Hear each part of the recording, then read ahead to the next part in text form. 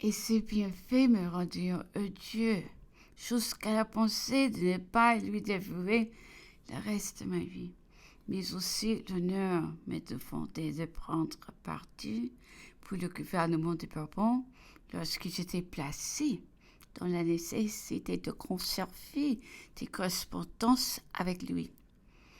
Quel châtiment n'aurais-je pas subi et n'aurais-je pas mérité si le gouvernement du roi, après avoir reçu mes sermons, eût fini par découvrir que j'étais dépositaire d'une partie de la fortune de Napoléon et que j'en disposais d'après ses ordres? À l'époque où je me livrais à ces réflexions si tristes, 300 Prussiens occupaient les châteaux de la Verrière. 15 couchaient dans les pièces qui recevaient les trésors. Ces soldats étaient loin de se douter qu'il leur suffisait de les vivre avec les poings de leur sabre, du feu du parquet pour tomber sur des monceaux d'or. Ils resteront près de moi. Ma vie pendant tout ce temps était un supplice.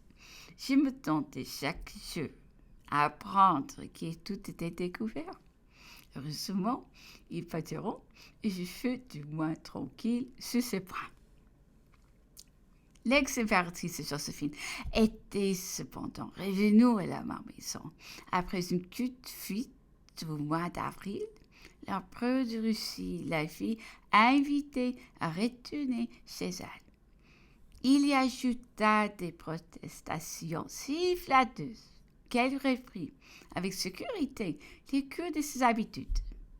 Peu de personnes se présenteront d'abord, mais l'empereur Alexandre et le roi de Prusse étant venus la voir, une foule d'étrangers se présenteront à leur suite, et bientôt, après beaucoup de Français qui lui avions conservé de la reconnaissance et de l'attachement et qui ne craignions plus de lui, ont prodigué les témoignages.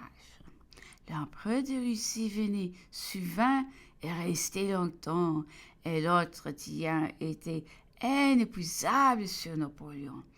L'impératrice Joséphine avait un esprit peu étendu et peu d'instruction, mais elle possédait un jugement sain de la finesse, une grande habitude de la bonne société, une grâce inimitable, et sa prononciation un peu créole ajoutait beaucoup de charme à sa conversation.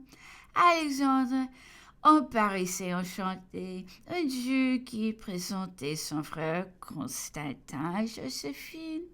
Ne trouvez-vous pas, lui dit-il, que toute la personne de sa majesté est jusqu'au son de savoir rappelle l'impératrice Catherine? Au milieu de quelques indiscrétions échappées dans l'abandon de ses nombreux entretiens, Joséphine montait jamais la vive tendresse qu'elle conservait à Napoléon. La révolution était consommée, le trône était perdu sans retour.